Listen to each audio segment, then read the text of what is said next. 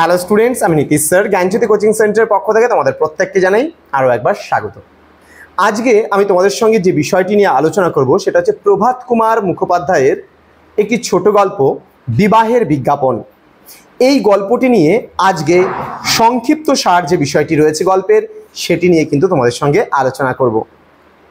তো আজকে আমি সবার প্রথমে তোমাদের বলবো প্রভাত কুমার মুখোপাধ্যায়ের এই যে বিবাহের বিজ্ঞাপন নামক যে ছোট গল্পটি রয়েছে, এই ছোট গল্পের মূল চরিত্রগুলো কারা কারা রয়েছে।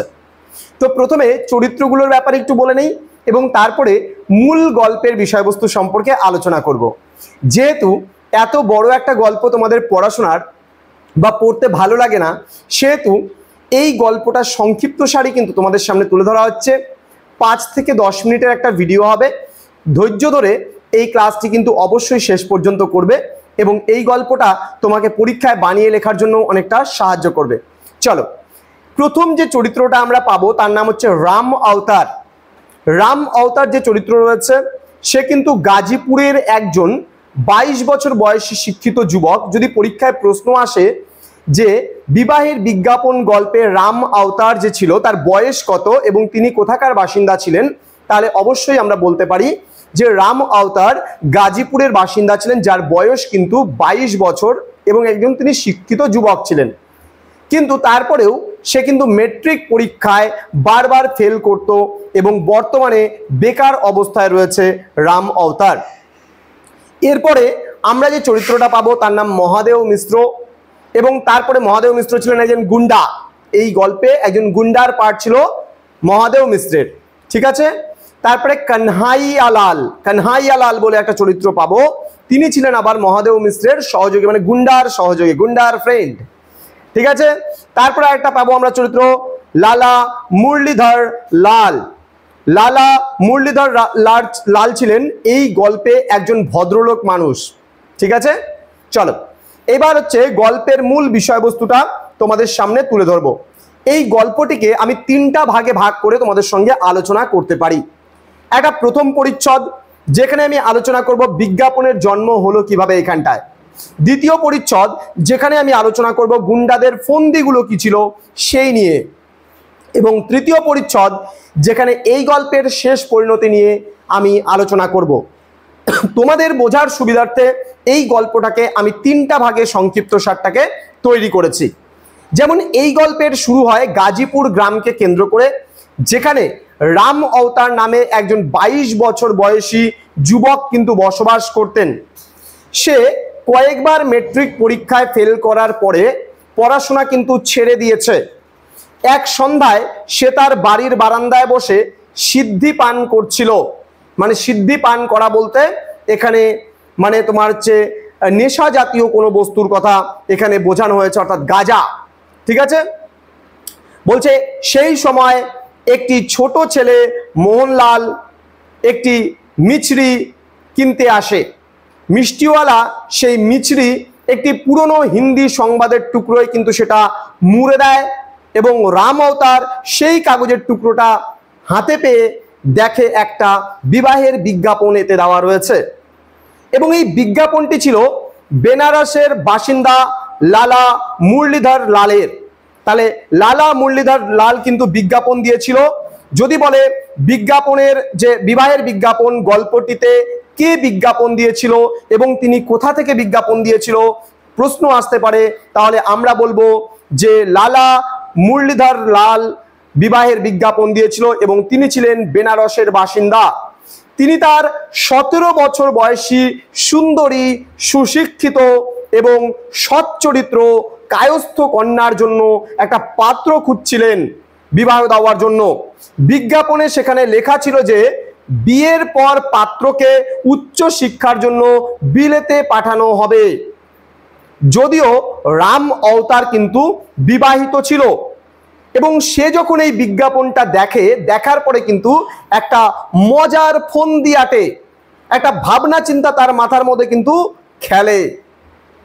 সে নিজেকে একজন অবিবাহিত সৎ এবং বিয়ে ফেল করা যুবক হিসেবে পরিচয় দিয়ে কিন্তু একটি চিঠি লেখে লালা মুরলীধর লালকে এবং তার যে একটা উদ্দেশ্য ছিল এখানে, কার উদ্দেশ্য, এখানে রাম অবতারের উদ্দেশ্য কি ছিল? তিনি কিছুদিন লালা মুরলীধর লালের বাড়িতে যাতায়াত করে মজা লুটে সেখান থেকে পালিয়ে যাবে, যে সেখানে যাব, একটা সুন্দরী মেয়ে আছে, সেই সুন্দরী মেয়েকে আমি দেখব এবং দেখার পরে ফন্দি ফিকির করে আমি সেখান থেকে পালিয়ে চলে যাব। এই যে প্ল্যানটা, এই যে ছকটা, এটা কিন্তু কষতে থাকে তোমার হচ্ছে রাম অবতার, এবং সে সেই কারণে চিঠি লিখে। তাহলে তার উদ্দেশ্য ছিল কি, কিছুদিন সেখানে থেকে আমি পরে পালিয়ে যাব। সে চিঠিতে কিন্তু পাত্রীর একটি ছবিও দেখতে চেয়েছিল এবং চিঠিটা লিখেছিল কাকে?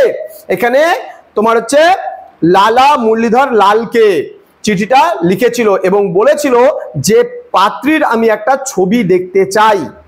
এই নিয়ে আমাদের প্রথম পরিচ্ছদটা শেষ হয় এবং দ্বিতীয় পরিচ্ছদে যারা গুন্ডা ছিল তাদের ফন্দি কি হয় দেখো। গল্পটি এবার হঠাৎ করে আমরা গাজীপুর গ্রাম থেকে নিয়ে চলে যাব বেনারসে, কারণ চিঠিটা বেনারসে পৌঁছানোর পরে কি ঘটনাটা ঘটলো সেটাই হলো দ্বিতীয় পরিচ্ছদের মূল বিষয়বস্তু।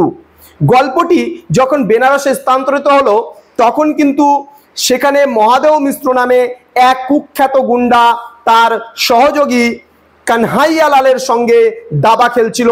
তাহলে এখানে আমি একটু আগে তোমাদেরকে বললাম চরিত্রগুলোর কথা কিন্তু অবশ্যই মনে রাখতে হবে, কারণ তোমাকে কিন্তু বলবে প্রভাত কুমার মুখোপাধ্যায় রচিত বিবাহের বিজ্ঞাপন গল্পের দুটি প্রধান চরিত্রের নাম উল্লেখ করো, তখন কিন্তু তোমাকে চরিত্রের নামগুলো লিখতে হবে। 2 নাম্বার বা 3 নাম্বারের জন্য এই প্রশ্নটা কিন্তু তোমাদের পরীক্ষায় করতে পারে। ঠিক আছে, তাহলে কি এখানে আমরা আরেকটা ক্যারেক্টার পেলাম, মহাদেব মিশ্র। এ ছিল কুখ্যাত গুন্ডা, নাম করা একজন গুন্ডা, রঘু ডাকাতের মতন একজন গুন্ডা। ঠিক আছে, তো এখানে কি হয়েছে, কানহাইয়া লালের সঙ্গে তিনি বসে কানহাইয়া লালের সঙ্গে দাবা খেলতেছিল। তাহলে দাবা মানে কানহাইয়া লাল ছিল ওর সহযোগী। কার সহযোগী? মহাদেব মিশ্রের সহযোগী। তাদের কাছে রাম অবতারের চিঠিটি এসে কিন্তু পৌঁছালো। তাহলে যেখানে লালা মুরলীধর লালকে চিঠি লিখেছিল সেখানে লালা মুরলীধর লালের কাছে চিঠি না গিয়ে চিঠিটা পৌঁছেছিল কার কাছে?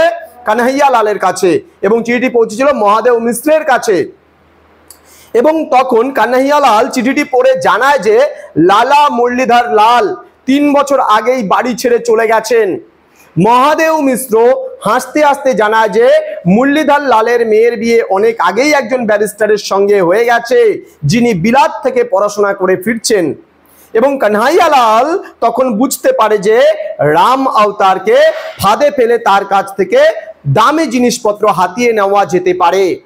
তাহলে যে লালা মুরলীধর লাল তো ওখানে নেই, 3 বছর আগে বিদায় নিয়েছে, তার মেয়েরও বিয়ে হয়ে গেছে, 17 বছর বয়সী মেয়ে। ঠিক আছে, ব্যারিস্টারের সাথে বিয়ে হয়ে গেছে, তাহলে সেখান থেকে তারা চলে গেছে। এবার এখানে গুন্ডা ছিল, কুখ্যাত গুন্ডা, নাম ছিল মহাদেব মিশ্র, এবং তার যে সহযোগী ছিল কানহাইয়া লাল। এবার এরা কি করলো, যে তোমার রাম অবতার যে ছিল সেই রাম অবতারকে ফাঁদে ফেলার জন্য, তার কাছ থেকে সমস্ত কিছু ছিনিয়ে মিনিয়ে নেওয়ার জন্য তারা কিন্তু ছক কষতে শুরু করেছিল। এবং তারা রাম অবতারকে কিন্তু একটি চিঠি এবং একটি ছবি পাঠানোর সিদ্ধান্ত নিয়েছিল। তারা কি করেছিল, বাজার থেকে একজন পার্সি থিয়েটারের অভিনেত্রীর ছবি কিন্তু কিনে নিয়ে আসে এবং তারা রাম অবতারকে পাঠায়। একটা ভুলভাল ছবি। তাহলে রাম অবতারও যেমন একজন বিবাহিত হওয়ার পরে ফন্দি ফিকির আছে, ঠিক একইভাবে এখানে যে আমরা পেলাম মহাদেব মিশ্র এবং কানহাইয়া লাল, এরাও কিন্তু ওকে ফাঁসানোর চেষ্টা করছে, কিন্তু কেউ জানে না যে ও আমাকে ফাঁসাচ্ছে, আবার ও জানে না যে ও আমাকে ফাঁসাচ্ছে। এরকম টাইপের একটা ব্যাপার বা একটা সিচুয়েশন কিন্তু হয়ে যায়। তারপর এরা ঠিক করে যে রাম অবতারকে মহাদেবের নিজের বাড়িতে না এনে একটি আলাদা বাড়িতে সেখানে নিয়ে যাবে, যেখানে তাকে মাদক খাইয়ে অর্থাৎ নেশা করিয়ে তার কাছ থেকে, অর্থাৎ এখানে কার কাছ থেকে? রাম অবতারের কাছ থেকে সমস্ত কিছু লুটপাট করে নেবে।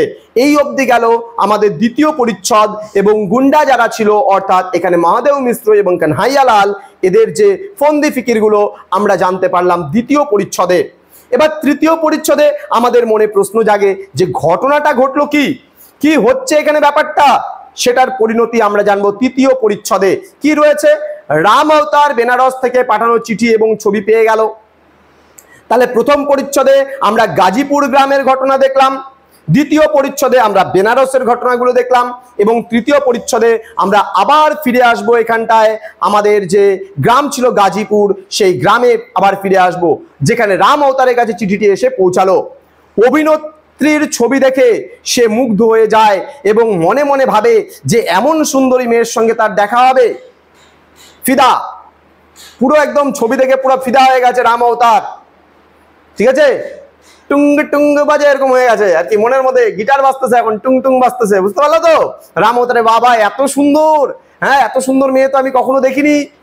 আচ্ছা, তো এবার কি বলছে, ছবি পেয়ে গেল, অভিনেত্রীর ছবি দেখে সে মুগ্ধ হয়ে যায় এবং মনে মনে ভাবে যে এমন সুন্দরী মেয়ের সঙ্গে তার দেখা হবে। ওয়াও, ও স্বপ্ন আঁকতে লাগে, এখানে কোশ্চেন মার্ক, ওয়াও এত সুন্দর, যাব, মিলবো, দেখা করব, কত রকমের ফন্দি ফিকির সে কিন্তু করতে থাকে।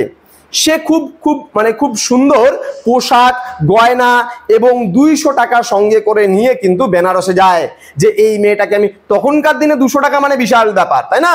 তো 200 টাকা সাথে করে নিয়ে সুন্দর পোশাক আশাক পরে এবং গয়নাগাটি নিয়ে সে কিন্তু বেনারসে চলে যায়। একজন বিবাহিত হওয়া সত্ত্বেও কিন্তু রাম অবতার এটা করতে চলে যায়। বেনারস স্টেশনে কানহাইয়ালাল নিজেকে কৃষ্ণুন প্রসাদ পরিচয় দিয়ে রাম অবতারকে স্বাগত জানায়। তাহলে তার নিজের পরিচয় কানহাইয়ালাল লুকিয়ে সে তার যে নাম বলে তার নাম ছিল কৃষ্ণ প্রসাদ। কৃষ্ণ প্রসাদ এবং কানহাইয়ালাল কিন্তু একই ব্যক্তি, যে নিজের পরিচয় গোপন করে রাম অবতারকে স্টেশনে নিতে এসেছিল। সে রাম অবতারকে একটি গাড়িতে করে একটি অন্ধকার গলির ভেতর দিয়ে অন্য একটি বাড়িতে নিয়ে যায়। সেখানে মহাদেব মিশ্র তোমার হচ্ছে মুরলীধর লাল সেজে বসেছিল। তাহলে মহাদেব মিশ্র কি মুরলীধর লাল সেজে সেখানে বসেছিল। মহাদেব চলে গেলে কানাইয়ালাল রাম অবতারকে মিষ্টির সাথে মাদক মেশানো সিদ্ধি খেতে দেয়। এবার কি করলো, মিষ্টির সাথে নেশাগ্রস্ত জিনিস মানে তোমার হচ্ছে মিশিয়ে ওকে সেটা খাইয়ে দেয় এবং নেশাগ্রস্ত হয়ে যাওয়ার পরে রাম অবতার কিন্তু তার নিজস্ব জ্ঞান হারিয়ে ফেলে। তখন মহাদেব মিশ্র এবং কানহাইয়ালাল তার ঘড়ি, চেন, আংটি, টাকা, এমনকি দামি জামা কাপড় পর্যন্ত খুলে নিয়ে তার কাছে যা যা ছিল সমস্ত কিছু নিয়ে তারা চলে যায়। সবকিছু লুট করার পর মহাদেব রাম অবতারকে একজন সন্ন্যাসীর বেশ পরিয়ে দেয় এবং তাকে একটি গেরুয়া কৌপিন পরিয়ে সারা শরীরে ভস্ম মাখিয়ে বা ছাই মাখিয়ে একটি ঝুলি হাতে ধরিয়ে দেয়। এরপর তাকে একটি মন্দিরের সামনে ফেলে রেখে আসে। কয়েকদিন পর রাম অবতারের মামা তাকে সেই অবস্থায় তাকে খুঁজে বের করে এবং বাড়িতে ফিরিয়ে নিয়ে আসে। তাহলে দেখো একটা মানুষের পরিস্থিতিটা কি করে দিল, সবকিছু লুটপাট করে দিয়ে সন্ন্যাসী সাজিয়ে একটা মন্দিরের সামনে রেখে দিয়ে চলে আসছে এবং তারপরে সে খুঁজে পায় তার মামা আর কি। হ্যাঁ, এখানে কার মামা, তোমার হচ্ছে রাম অবতারের মামা তাকে খুঁজে পায়, ঠিক আছে? আচ্ছা, তো তারপরে বাড়িতেও ফিরিয়ে নিয়ে আসে। গাজীপুরের লোকেরা বিশ্বাস করে যে রাম অবতার স্বেচ্ছায় সন্ন্যাস গ্রহণ করেছিলেন, যার ফলে তার একটি ধার্মিক ব্যক্তি হিসাবে সুনাম ছড়িয়ে পড়ে। ভাবছি যে একে কেন পাওয়া যাচ্ছে না এতদিন ধরে, এ সন্ন্যাসী হয়ে গেছে, ওই জন্য ওকে পাওয়া যাচ্ছে না। তো ও যে গেছে কোন কাণ্ড ঘটাইতে সেখানে, এটা কিন্তু গ্রামের লোক আর জানে না। গ্রামের লোক জানে যে ও এখন ধার্মিক হয়ে গেছে, ও আর সংসার ধর্মে ওর নাকি মন নেই। তো এই ছিল বিবাহের বিজ্ঞাপন একটা গল্প।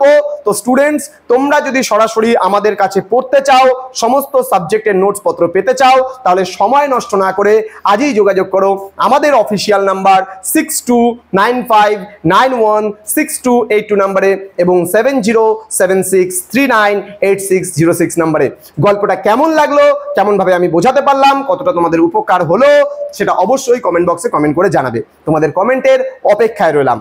দেখা হচ্ছে আরো একটি ভিডিও নিয়ে, আরো নতুন কোনো ক্লাস নিয়ে তোমাদের সঙ্গে খুব তাড়াতাড়ি। তোমরা প্রত্যেকেই ভালো থেকো, সুস্থ থেকো। Thank you so much, thanks for watching after all, thank you.